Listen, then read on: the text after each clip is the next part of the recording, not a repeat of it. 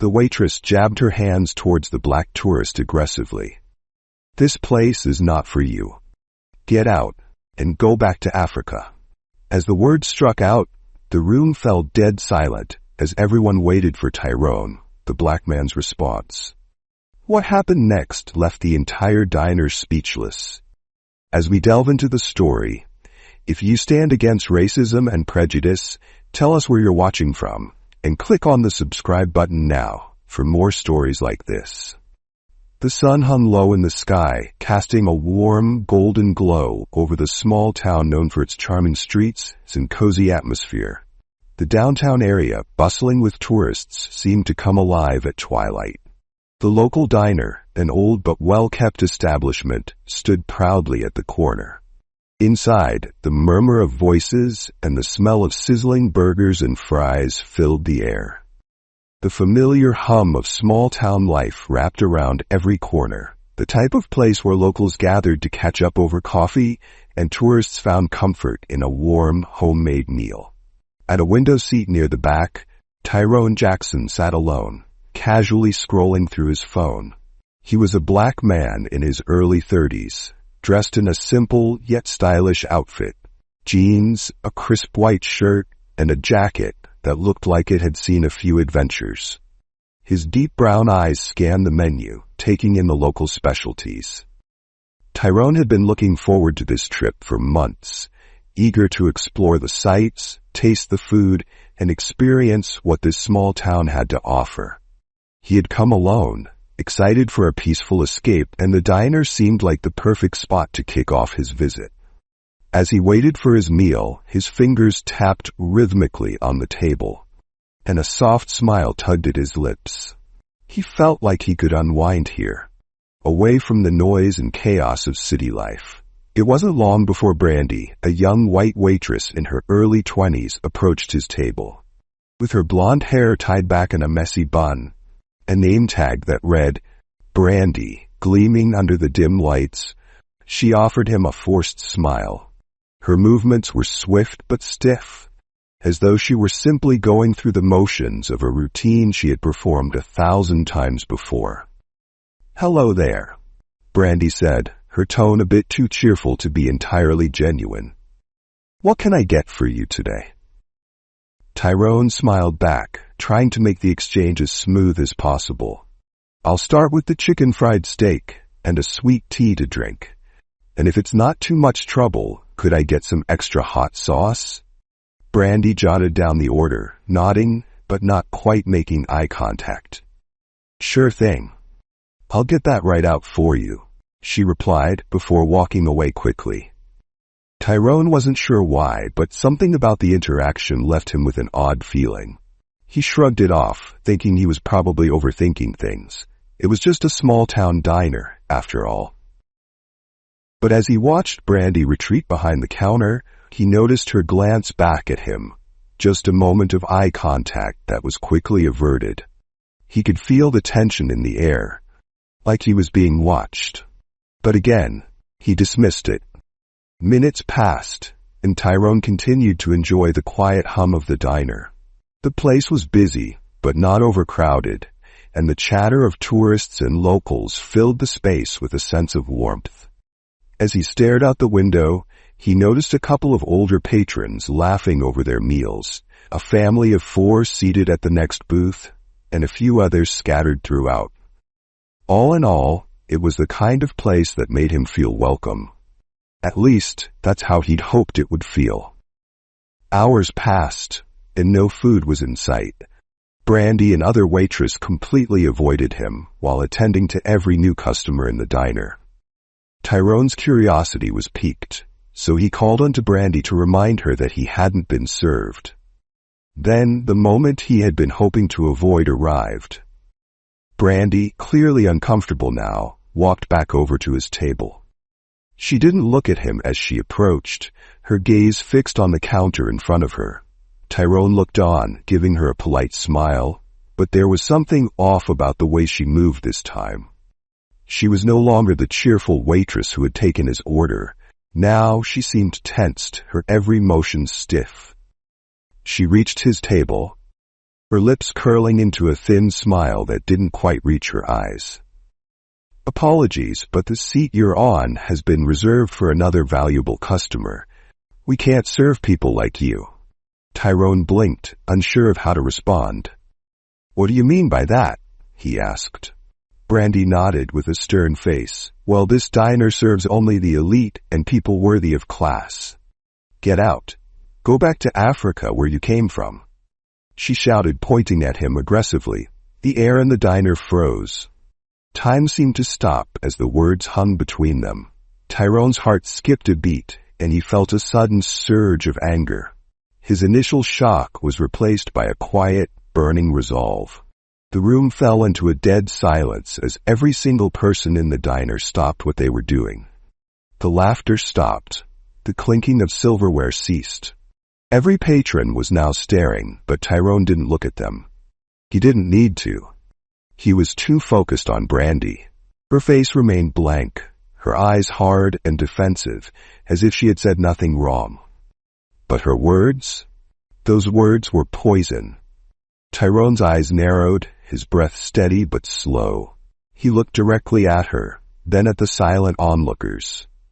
The moment Brandy's words left her mouth, the room fell completely still. Tyrone didn't react right away, though the words stung deeply.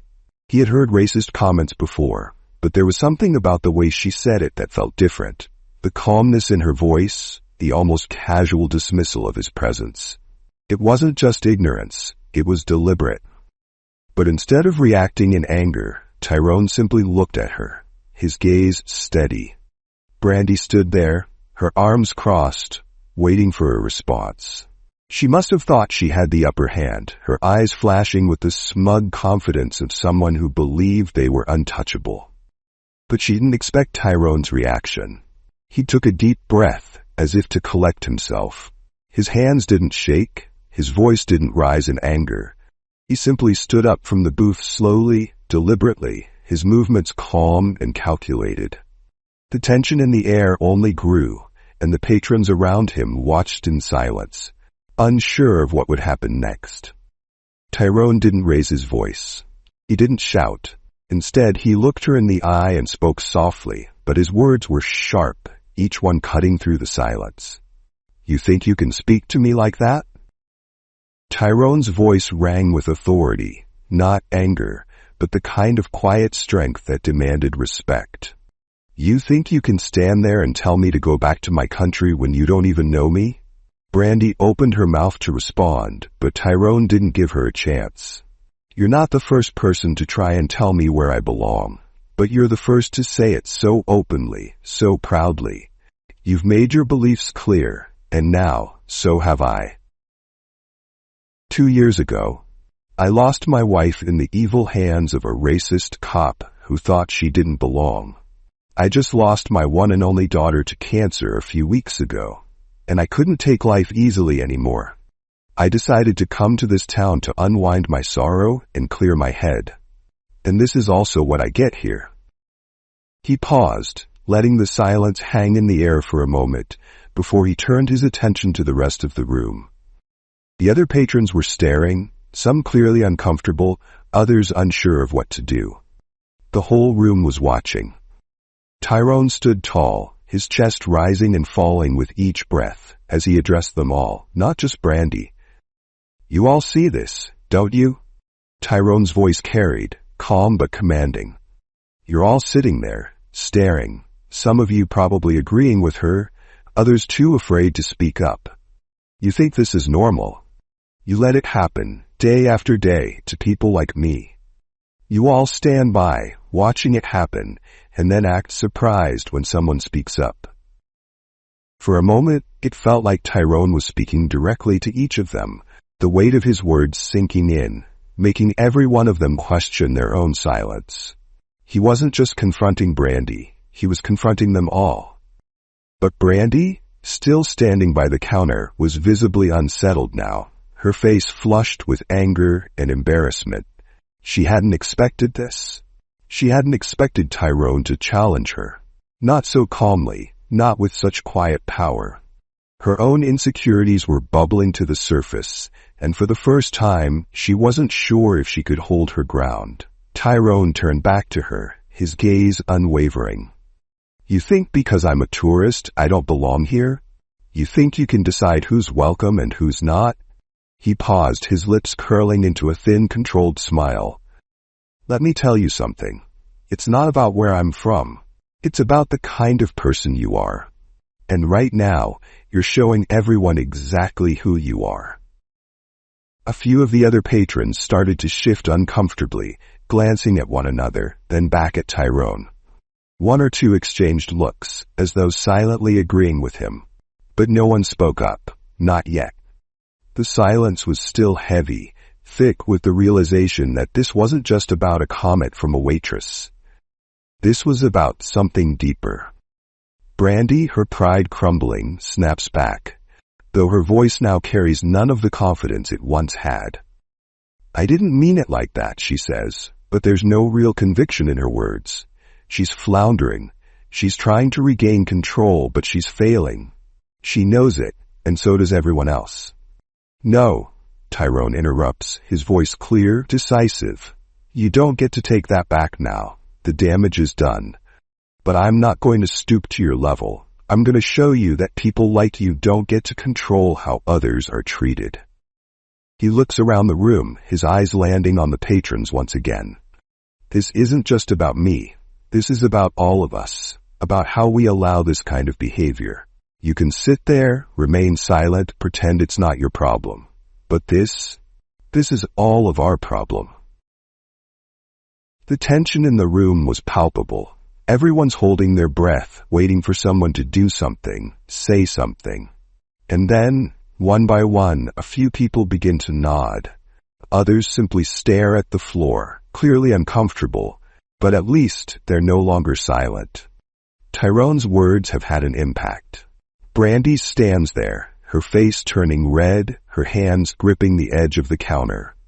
She can't escape the weight of the moment. She opens her mouth to say something, anything, but the words didn't come. Instead, she takes a step back, away from Tyrone, unable to meet his gaze any longer. Tyrone, still standing tall, takes a final look at her before turning toward the door. He pauses for a moment, taking a deep breath, then walks out of the diner. His stride is slow but resolute.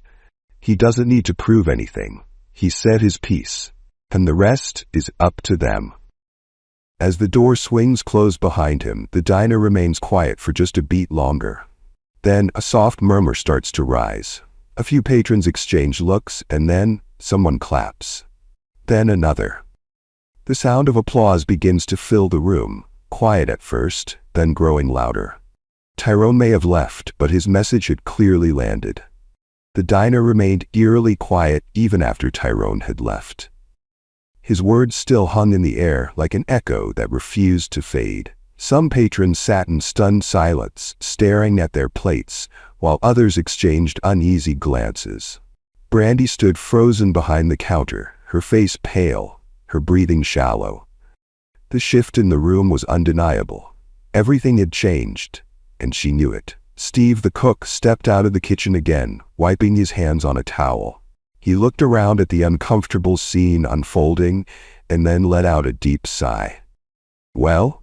His voice was rough, cutting through the silence. Ain't nobody got nothing to say now?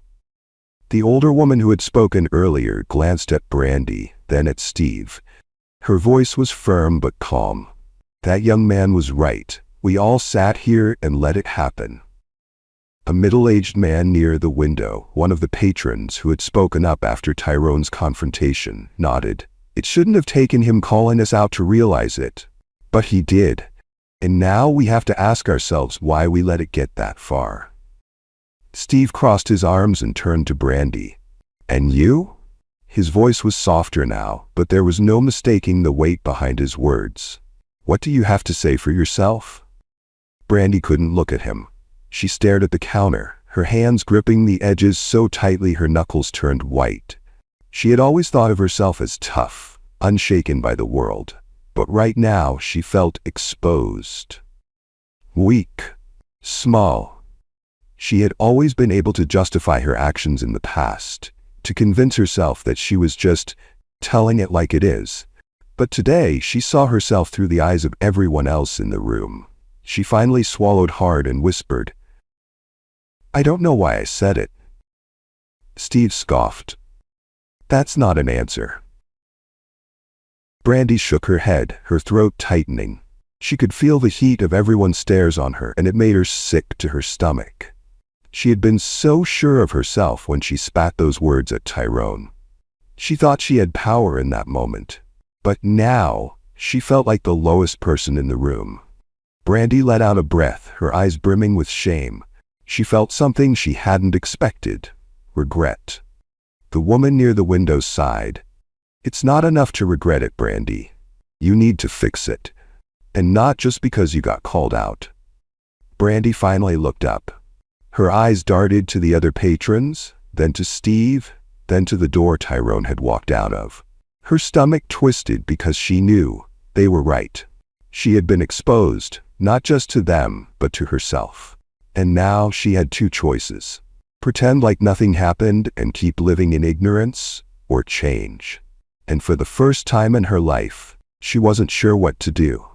By the next morning, the town had already heard the story.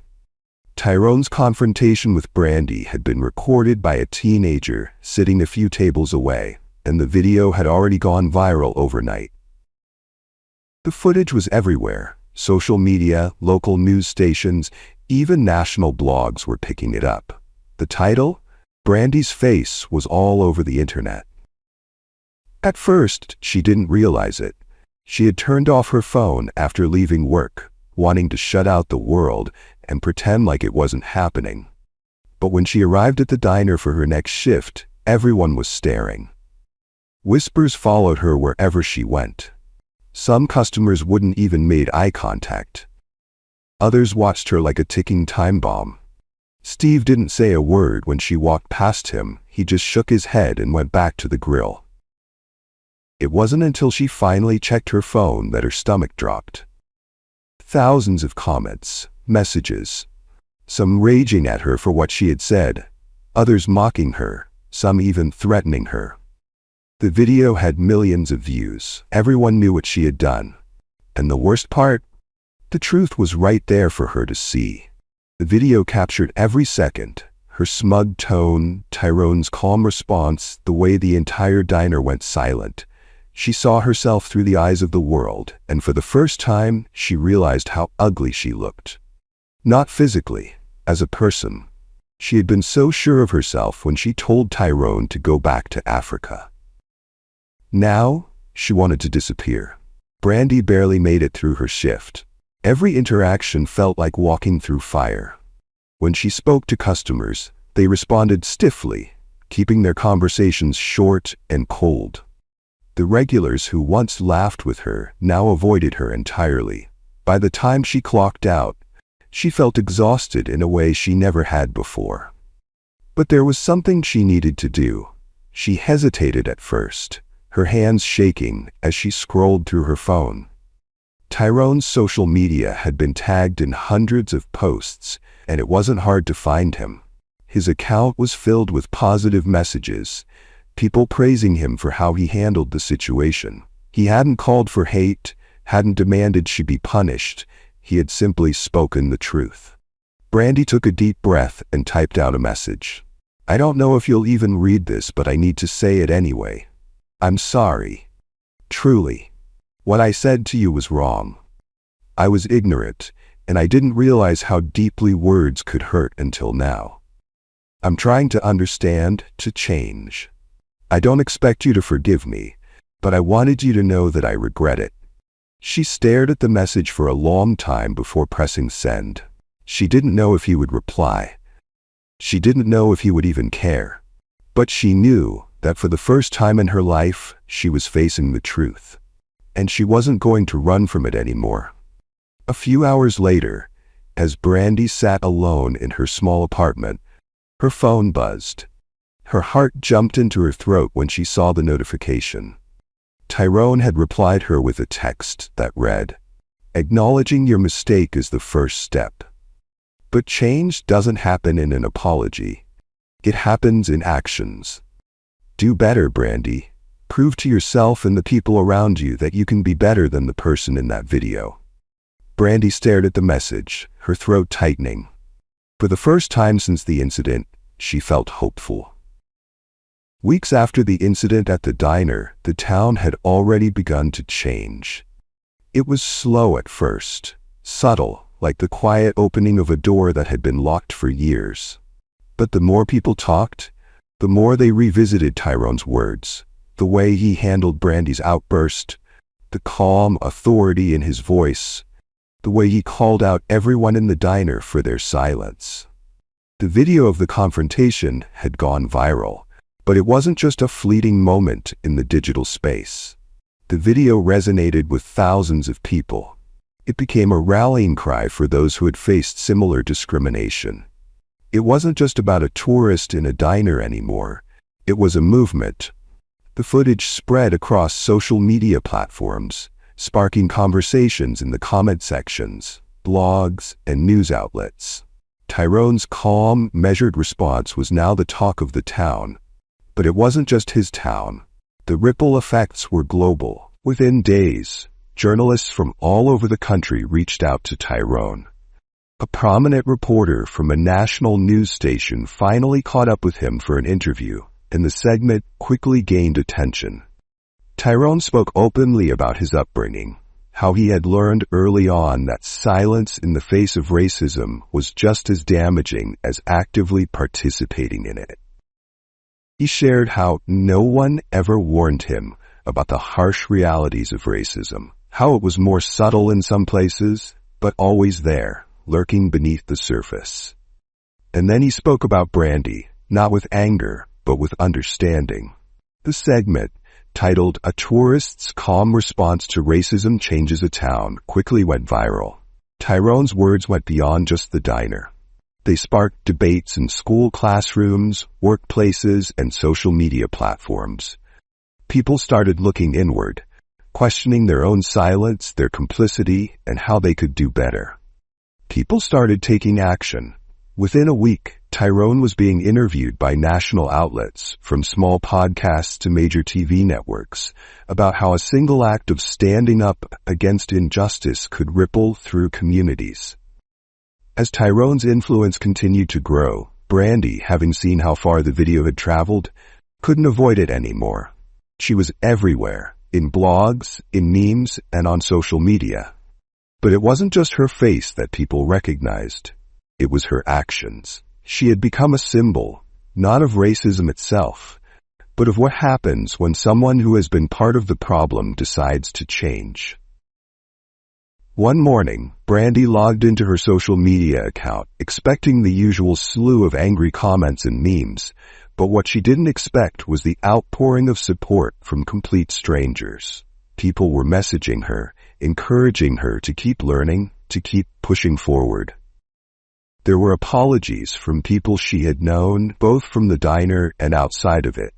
Some patrons who had witnessed the incident spoke publicly about how they had felt ashamed for staying silent, how Tyrone had opened their eyes. Still, Brandy didn't know how to feel.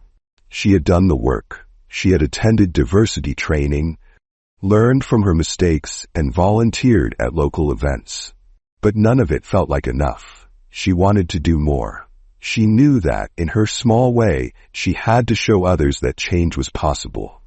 So, she posted a video on social media, one that would forever change the trajectory of her life.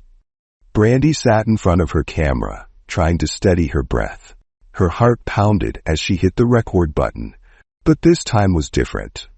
This time, she wasn't looking for sympathy. She wasn't making excuses. She wasn't looking to fix her image. She was facing the truth. "Hey everyone," Brandy started, her voice shaking at first but growing stronger with each word. "I'm Brandy, and I'm the waitress from that viral video with Tyrone. And I'm here to take full accountability for what I said. I've spent the last few months learning, reflecting, and trying to be better. What I said that day was disrespectful, ignorant, and hurtful." She paused, looking down at the table, feeling the weight of the truth. She had never felt so exposed. But I'm not here to apologize just because I got caught. I'm here to apologize because it was wrong. And I want to be better. Not just for myself, but for everyone I've affected. Her video went viral again, but this time it wasn't about her. Months had passed since the incident at the diner, but its impact still lingered in the town. Brandy had spent every day since that night trying to change, trying to prove to herself more than anyone that she wasn't the person people saw in that viral video. At first, it wasn't easy. People in town treated her differently. Some avoided her, others glared when they walked past her in the grocery store. The regulars at the diner no longer chatted with her like before. She had become a symbol of ignorance, and in a small town, reputations don't fade quickly. But Brandy refused to run from it. She enrolled in diversity workshops, spent nights reading books on racial history, and even started volunteering at a local cultural center. Helping organize events meant to promote unity. She wanted to understand, truly understand, why what she said was wrong, why it mattered. At first, people didn't believe she had changed. They thought she was doing it just to fix her image, to escape the shame. And maybe at the very beginning, that had been part of it. But the more she learned, the more she realized how blind she had been. One day, while cleaning tables after the lunch rush, Steve the cook sat across from her. He hadn't said much to her in months, but today his face was unreadable as he sipped his coffee. "I gotta admit," he muttered, studying her carefully, "I thought you'd quit after everything. Go somewhere else. Try to start fresh where nobody knew what you did." Brandy swallowed hard. "I thought about it," she admitted. "But running won't change who I was. If I left, I'd just be ignoring the problem. I had to stay and face it." Steve nodded, leaning back in his seat. He took another slow sip of coffee before saying, "You still got a long way to go, kid, but maybe, just maybe, you're getting there." His words meant more to her than she could explain. A week later, Brandy was serving tables like usual when the diner door swung open. She glanced up automatically, ready to greet the new customer. But the second she saw who it was, her stomach twisted. Tyrone. He walked in calmly, just as he had months ago, dressed in a simple, clean-cut outfit. He glanced around the diner, clearly recognizing it, and then his eyes landed on Brandy. Brandy froze. The last time she had seen him, she had been standing behind the counter, smug and ignorant, telling him he didn't belong here. And now she had no idea what to say. For a split second she wondered if he even remembered her. But of course he did. Tyrone didn't avoid her. Instead, he walked straight to the counter, looking her in the eye as he slid into a seat. "I'll take a coffee," he said simply. Brandy's hands shook slightly as she grabbed a mug and poured his drink. When she placed it in front of him, she finally forced herself to speak. "Tyrone, But before she could finish, the diner doors swung open again.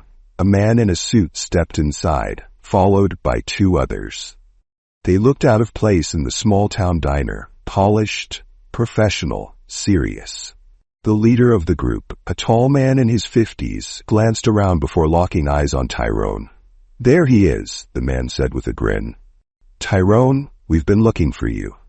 Brandy blinked. She wasn't the only one. The other patrons were watching curiously, sensing something big was about to happen. Tyrone sighed and set his coffee down, shaking his head with a small smile. "You guys just don't quit, do you?" The suited man laughed. "You can't blame us. When word got out that you were in town, we had to track you down." He'd pulled out a business card and slid it across the counter.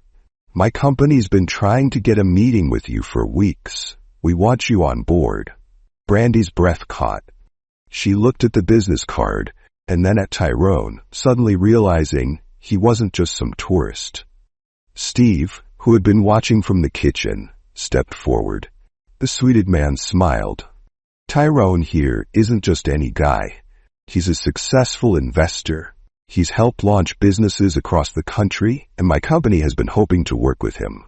The realization hit Brandy like a freight train. Tyrone had power, influence. He wasn't just some random guy passing through. He could have ruined her life that day. If he had wanted to, he could have made sure she never worked again. And yet, he didn't. Instead, he had walked away. He had given her the chance to change, even when he didn't have to. Brandy felt a lump rise in her throat as she looked at him.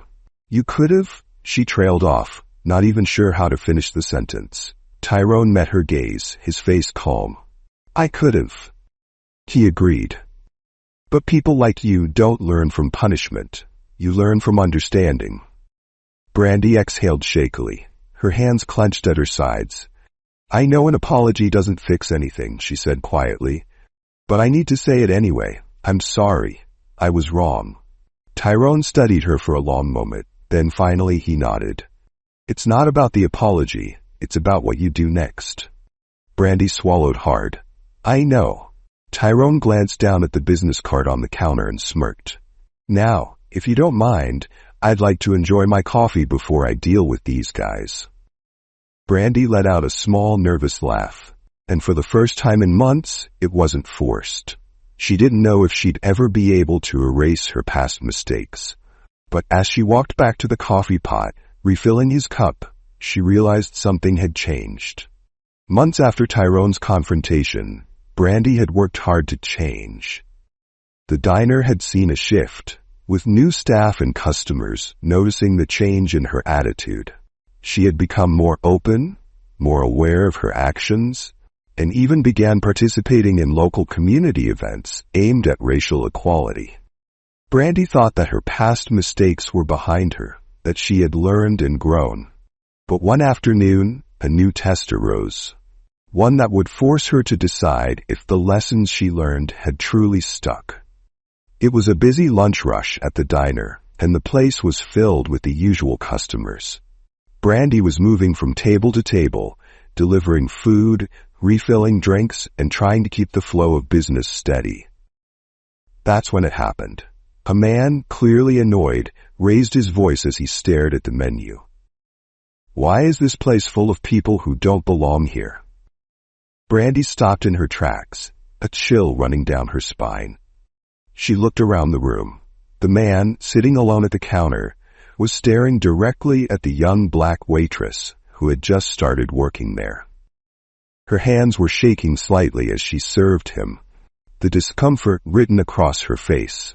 The other patrons were trying to ignore the situation, pretending they hadn't heard the comment. But Brandy heard it loud and clear. The man continued, louder now. This is why we're losing our town. We have all these outsiders, and they don't even belong. I'm just sick of it. Brandy felt the room grow heavier. The air was thick with tension. The young waitress who had been serving him barely made eye contact, her face flushing in embarrassment and fear. Brandy looked around. No one said anything. The room was silent. She froze. She could feel her heart pounding in her chest, the weight of the moment pressing on her. This was it. She glanced at the young waitress, who was now shaking slightly, unable to meet the man's eyes. She couldn't keep looking away. Not this time. Brandy stepped forward, her voice steady but clear. Excuse me, she said, her eyes never leaving the man's. You need to leave. The diner went still. The man blinked in surprise, clearly caught off guard by her sudden confidence. What? He laughed, but it was a hollow laugh, one full of arrogance. Are you telling me to leave? Yes. Brandy stood tall, her voice firmer now, despite the fluttering anxiety in her stomach. You're not welcome here. Not with that attitude. You can leave now, or I'll call security. The man's smile faded. He looked around at the other patrons, but no one spoke up in his defense. Slowly he stood up, his face reddening with fury. You've got no right to talk to me like that, he snarled, before turning to leave. But before he reached the door, the young waitress who had been serving him looked up and spoke in a quiet but steady voice. Thank you. The man didn't say anything else as he stormed out of the diner, slamming the door behind him. The moment he left, a wave of relief swept over the room. The patrons slowly began to talk again, some nodding in Brandy's direction, others offering small but meaningful glances of support. The young waitress, still nervous, walked over to Brandy. She hesitated for a moment, then extended her hand. "Thank you," she said again, this time with more confidence in her voice. "I don't know if I could have said anything." Brandy smiled gently, squeezing her hand. "You don't have to, not as long as I'm here." For the first time in a long while, Brandy felt proud of herself, not just because she had stood up in the moment, but because she had finally become the person she always wished she could be. She knew that it wasn't enough to just apologize for past mistakes. She had to act, and today she had. Few hours later, Brandy was called to the manager's office. Immediately she picked the call from the intercom and was told to report to the office. Her stomach sank. Panic-stricken, she might be laid off or disciplined for asking a customer out of the restaurant. She already prepared for the worst, but consoled herself with the fact that she did the right thing. The top office wasn't just a place anyone enters. It's either you're getting hired, fired, or promoted before you can be summoned there. She entered the office, the lush of colors beautifully displayed. Graffiti and murals decorated the walls. Cushions and magazines were placed at the receiving area. A water dispenser and coffee maker to the right. Mr. Brown's secretary had the loveliest roses and lilies decorated everywhere. The potted plants made the place look exquisite and added to the lush of colors. The secretary came out, a woman in her mid-30s, smiling at her as she gestured for her to step into the main office. "Mr. Brown will see you now." Brandy got up, straightened her dress, hands fidgeting, as she walked into the office. "Brandy," Mr. Brown said with an air of calmliness. His demeanor made Brandy more relaxed and eased the tension. What if he was trying to calmly lay her off work? She dismissed the idea as soon as it came. "Have your sit, Brandy," and she did, arms folded slightly on her laps, waiting to hear what Mr. Brown had to say.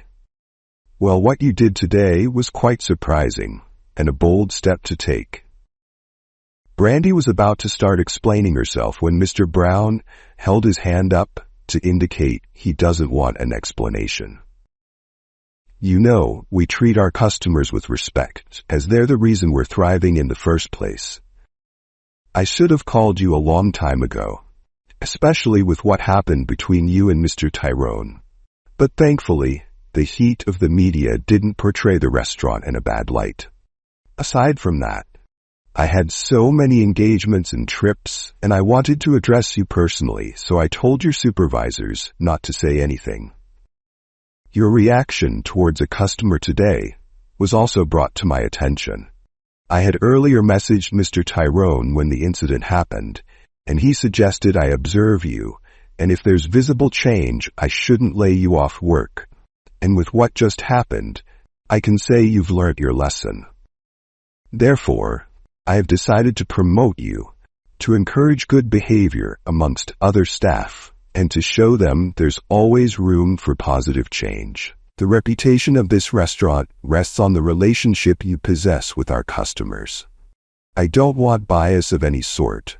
This place is open to all, and discriminatory or segregational behavior can't be condoned here. With that being said, meet my secretary to hand over your promotion later. You'll be in charge of supervising the new staff, orienting them on the kind of behavior that's acceptable here, amongst other things. Do you have any objections?" "None, sir," Brandy replied, still surprised by this turn of events. "Thank you so much, sir. I won't disappoint you." Mr. Brown nodded and returned to the paperwork lying on his table. Brandy kept spinning round while making her way to the elevator, a promotion letter clutched tightly to her chest. The rhythmic beat of her heart showed her excitement. She felt she'll erupt with joy. She was bubbling with excitement as she related the news to Steve, who was happy for her. As she closed for the day, she felt the unusual beauty of nature enveloping her. She decided to walk home, paying details to the trees, birds, the hum of birds, and the frenzy from children running about. Hours after she got home, she received a text message. She was shocked to see the sender was Tyrone. "Congratulations on your promotion. Remember I told you it's your actions that matters more than your apology. Well, your actions show how much you've changed. You deserve the promotion, because change isn't always easy, same as admitting you're wrong and doing better. I made sure the manager sees this, because true leaders are teachable. Guess we'll have a little chat when I return back to the country. Keep pushing," from Tyrone. Brandy smiled. To think the same man who could have used his influence to have her fired was the reason she wasn't fired and now was promoted baffled her. She was happy about the opportunity. Not everyone got so lucky. Reclining into her sofa, she played some jazz music, willing to soak in this moment of new beginnings. She brought home some leftover steak, which she microwaved, and ate with some salad. When next she saw Mr. Tyrone, she'll make sure she thanks him for his benevolence.